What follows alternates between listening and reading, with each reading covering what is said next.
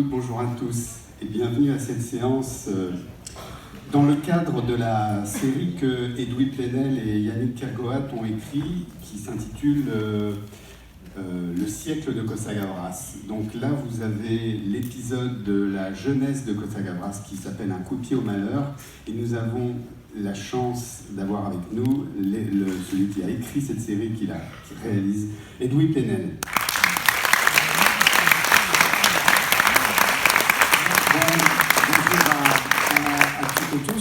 On se retrouve après la projection avec Michel Herré-Gavras, qui a eu l'idée, qui produit cette série, et évidemment le personnage principal, Costa Gavras. Cette série est une série donc en 10 épisodes, 2 saisons de 5 épisodes.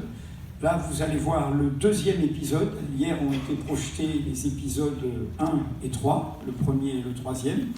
Le principe de cette série, Le siècle de Costa Gavras, c'est de raconter notre histoire. Notre présent est toujours plein de passé.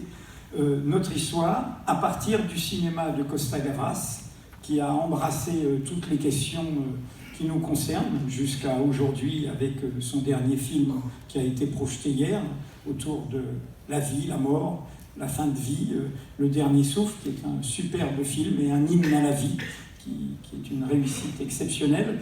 Et donc, l'idée, c'est d'embrasser tout cela à partir de son cinéma, de son œuvre, avec comme matériaux ses films, des archives historiques d'actualité et des entretiens totalement inédits avec Costa Gavras.